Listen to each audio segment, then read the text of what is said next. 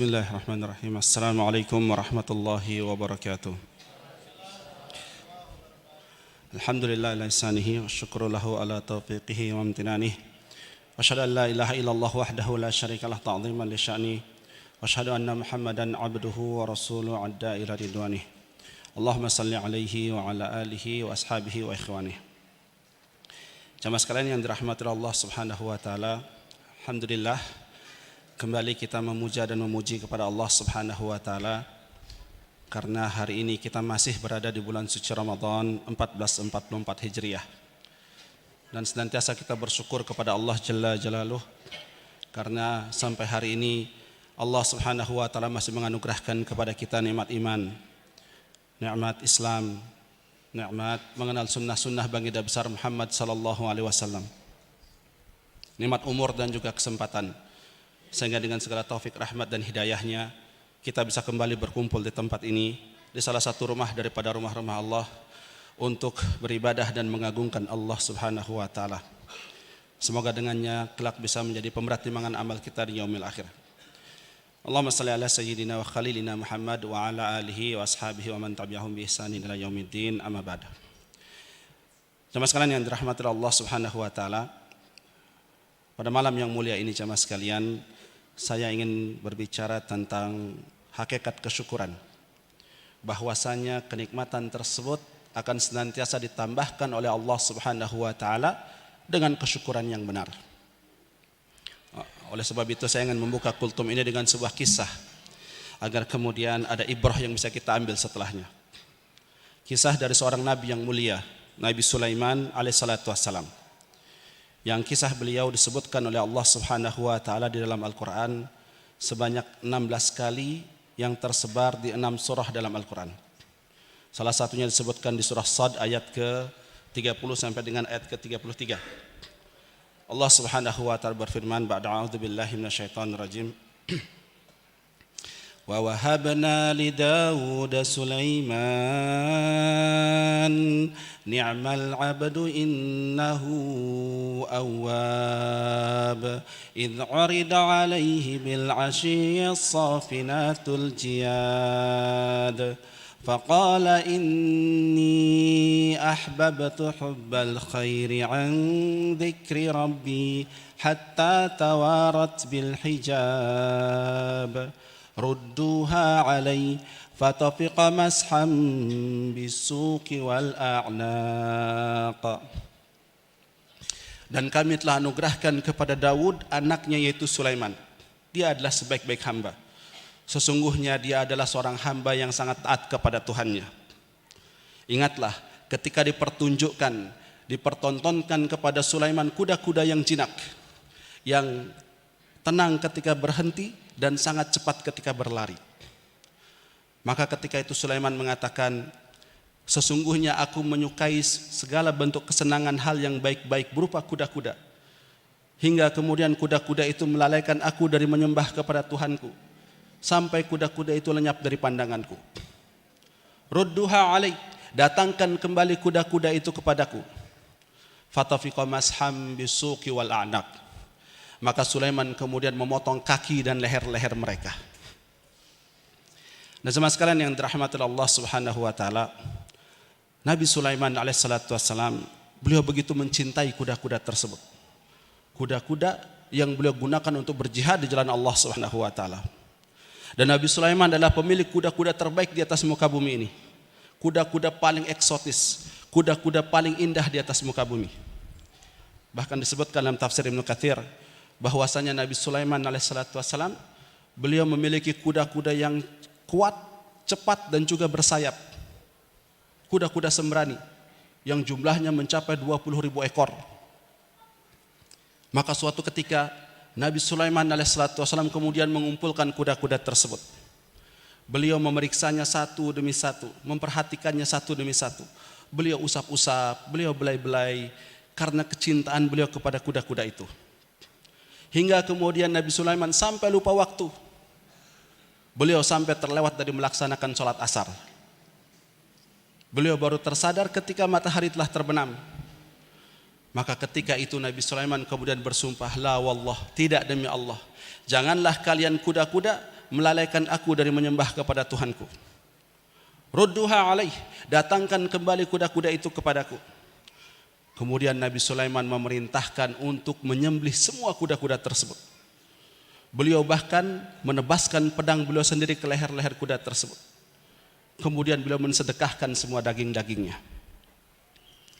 Jamaah sekalian yang dirahmati Allah Subhanahu wa taala, bayangkan jamaah sekalian, 20.000 ekor kuda terbaik yang pernah ada di atas muka bumi ini, semuanya disembelih oleh Nabi Sulaiman. Gara-gara apa? Gara-gara melalaikan beliau dari melaksanakan 1 kali sholat asar. 1 kali jamaah sekalian. 1 kali.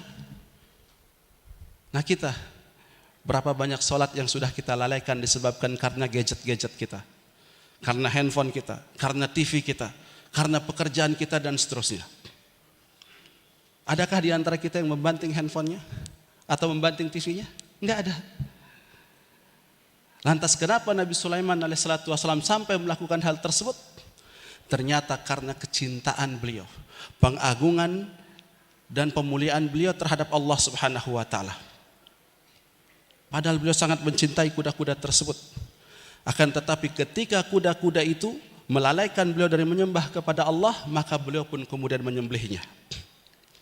Dan dengan sebab inilah jamaah sekalian, Nabi Sulaiman alaihissalatu wassalam, kendaraan beliau, kuda-kuda tersebut digantikan oleh Allah Subhanahu wa taala dengan kendaraan yang jauh lebih baik dan jauh lebih cepat. Allah gantikan dengan kendaraan angin. Angin yang bertiup sesuai dengan perintahnya Nabi Sulaiman alaihissalatu wassalam. Angin yang akan membawa Nabi Sulaiman kemanapun yang dia kehendaki. Perjalanan 1 bulan yang ditempuh dengan seekor kuda yang cepat hanya ditempuh oleh Nabi Sulaiman dalam perjalanan waktu di pagi hari atau di sore hari saja. Subhanallah. Maka benarlah sabda Nabi kita Muhammad sallallahu alaihi wasallam, innaka lan tad'a syai'an lillahi azza wajal illa baddalakallahu bihi ma huwa khairul laka minhu.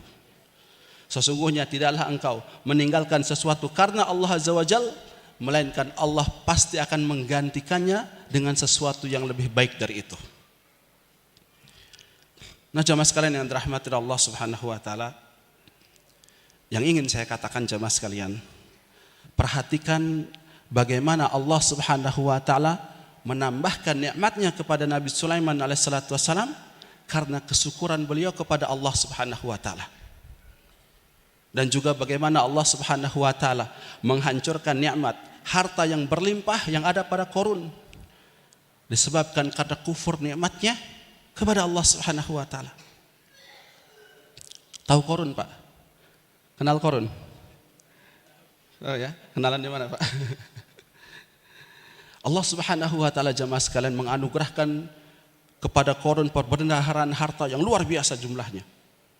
Bahkan disebutkan dalam Al-Quran, gembok-gemboknya saja Pak, kunci-kunci gudang penyimpanan hartanya Qarun saja, itu harus diangkat oleh beberapa orang laki-laki yang kuat dan kekar. Ya. Disebutkan dalam tafsir 10 sampai dengan 40 orang laki-laki, bayangkan. Dan kalau dia berpergian, kunci-kunci tersebut harus diangkat dengan atau diangkut dengan 60 ekor bigol yang lebih tinggi sedikit dari keledai, namanya bigol. Bayangkan jemaah sekalian, kalau kuncinya, gembok-gemboknya saja sebesar itu, seberat itu, kira-kira seberapa besar pintu istana penyimpanan gudang hartanya Qarun tersebut. Kemudian berapa besar lagi gudang penyimpanannya tersebut, dan berapa banyak harta yang ada di dalamnya, subhanallah. Dan Qarun ini masih sepupunya dari Nabi Musa alaihissalatu wassalam.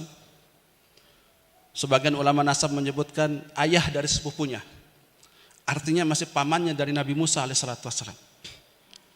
Akan tetapi kedekatan nasabnya dengan Nabi Musa alaihissalatu wassalam, banyaknya harta yang dia miliki, ternyata tidak mampu menyelamatkan dia dari azab Allah Subhanahu wa taala.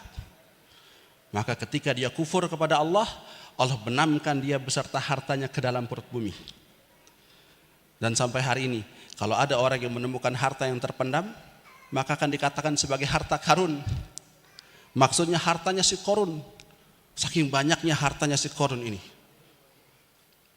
Nah jamaah sekalian yang dirahmati Allah Subhanahu wa taala, harta kita jamaah sekalian tidak lebih banyak dari hartanya Qarun dan juga hartanya Fir'aun. Dan tidak bermanfaat pasukan yang hebat milik Firaun dan juga harta yang berlimpah yang dia miliki. Begitu juga tidak bermanfaat kedekatan nasabnya Qarun dengan Nabi Musa alaihissalatu wassalam dan banyaknya harta yang dia miliki ketika mereka kufur kepada Allah Subhanahu wa taala.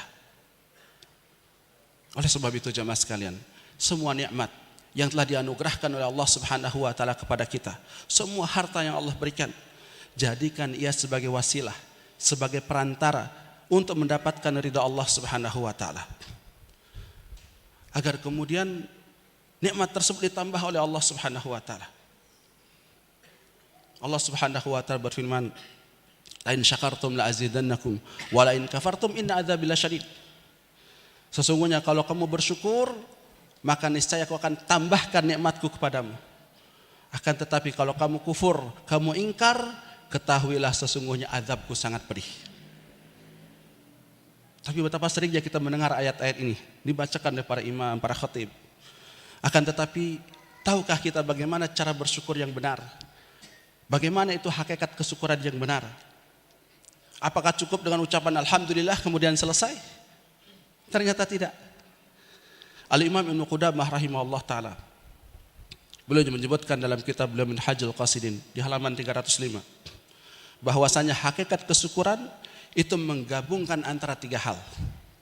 Yang pertama, asyukru bil qalbi, bersyukur dengan hatinya. Maka seorang mukmin ketika pertama kali mendapatkan nikmat dari Allah Subhanahu wa taala, maka yang terlintas di benaknya bahwasanya nikmat tersebut datang dari Allah Subhanahu wa taala. Wa ma bikum min ni'matin fa minallah, kata Allah. Dan apa saja nikmat yang ada padamu dari Allah lah datangnya. Apakah dia mendapatkannya dari jual beli yang dia lakukan, pekerjaan yang dia kerjakan, ya, perniagaan yang dia perbuat, ataupun gaji bulanan yang dia dapatkan, maka seorang muslim mengetahui bahwasanya hakikat nikmat tersebut datang dari Allah Subhanahu wa taala. Kemudian bilisani, dengan ucapannya. Maka pertama kali yang keluar dari lisan-lisan kita ketika mendapatkan nikmat dari Allah adalah alhamdulillahirabbil alamin. Segala puji bagi Allah, Tuhannya semesta alam. Dan kita memperbanyak pujian-pujian tersebut kepada zat yang telah menganugerahkan kepada kita nikmat, yaitu Allah Subhanahu wa taala.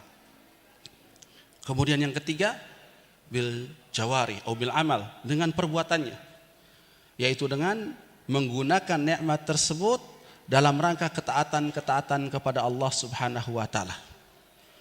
Dan tidak menggunakan nikmat tersebut dalam rangka bermaksiat kepada zat yang telah menganugerahkannya nikmat tersebut, yaitu Allah Subhanahu wa taala. Nah, inilah hakikat daripada kesyukuran itu jamaah sekalian. Semakin kita bersyukur jamaah sekalian, akan semakin ditambahkan nikmat tersebut oleh Allah Subhanahu wa taala. Karena tidak akan hilang nikmat jika disyukuri, dan tidak akan tetap nikmat jika dikufuri. Dan sebaik-baik hamba adalah hamba yang paling pandai bersyukur kepada Tuhannya. Oleh sebab itu jemaah sekalian, kalau Anda ingin harta Anda bertambah, ingin hartanya bertambah, gunakan dia di jalan Allah Subhanahu wa taala.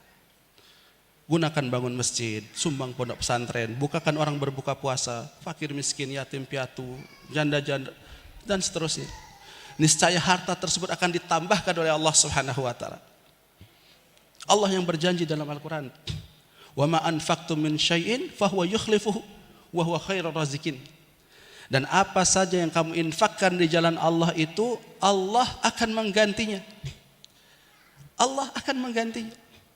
Wa huwa khairur razikin, dan ialah sebaik-baik pemberi rezeki. Nabi juga mengatakan, mana qasat sadaqatun min malin, tidaklah sedekah itu mengurangi banyaknya harta. Justru dengan sedekah dia akan menambahkan harta kita, bertambah jumlahnya, bertambah nikmatnya, bertambah keberkahannya. Anda ingin umur Anda ditambah keberkahannya? Gunakan umur itu untuk beribadah kepada Allah Subhanahu wa taala. Ingin kebahagiaan bersama istri ditambah? Bapak-bapak mau ditambah? Tambah apanya? Tambah nafkahnya, tambah ibadahnya, akan ditambahkan oleh Allah Subhanahu wa taala. Jemaah sekalian yang dirahmati Allah Subhanahu wa taala, Dan salah satu kenikmatan terbesar yang telah Allah Subhanahu wa taala anugerahkan kepada kita hari ini jamaah sekalian adalah Allah izinkan kita untuk memasuki bulan suci Ramadan dan juga beribadah di dalamnya. Maka tidak cukup bagi kita dengan ucapan alhamdulillah kemudian kita lalai dari ibadah-ibadah kepada Allah Subhanahu wa taala di bulan yang mulia ini. Terlebih lagi di detik-detik terakhir dari bulan Ramadan. Karena sesungguhnya kuda pacu jamaah sekalian, semakin mendekati garis finish, dia akan semakin mengerahkan seluruh kekuatannya untuk mencapai kemenangan. Maka jangan kemudian kita kalah cerdas dengan seekor kuda. Ya, karena sesungguhnya innamal a'malu bil khawatim. Amalan itu tergantung kepada penutupnya. Maka kalau kita termasuk orang-orang yang lalai, kurang baik dalam penyambutan, maka semoga kita termasuk orang-orang yang bisa mempersembahkan yang terbaik ketika perpisahan. Dan Ramadan ini jamaah sekalian bulan perlombaan. Setiap kita adalah pesertanya, bukan panitianya dan juga bukan penontonnya. Ramadan ibarat perlombaan lari. Tapi dia bukan lari sprint, ya. Akan tetapi dia adalah lari maraton.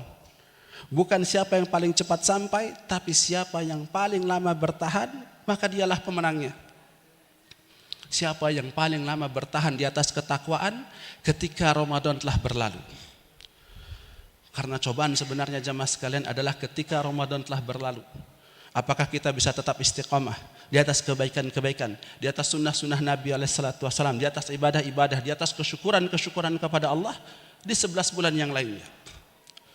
Karena Allah Rabbnya Ramadan dan juga Rabbnya 11 bulan yang lainnya.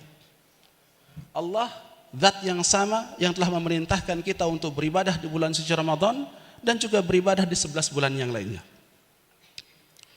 Pernah saya sampaikan juga di tempat ini, jangan kita menjadi hamba-hamba Ramadhaniyun, yaitu hamba-hamba yang hanya mengenal Allah, beribadah kepada Allah cuma di bulan suci Ramadan saja. Tapi jadilah kita hamba-hamba Rabbaniyun, hamba-hamba yang senantiasa istiqamah di atas kebaikan-kebaikan, di atas sunnah-sunnah, di atas ibadah-ibadah, di atas kesyukuran-kesyukuran di setiap bulan, di semua bulan. Dan ingatlah, kenikmatan tersebut akan senantiasa ditambahkan oleh Allah Subhanahu wa taala dengan kesyukuran yang benar. Hadza wa sallallahu ala nabiyyina Muhammad wa akhiru da'wana alhamdulillahi rabbil alamin. Lebih kurangnya saya mohon maaf dan saya mohon ampun kepada Allah Subhanahu wa taala.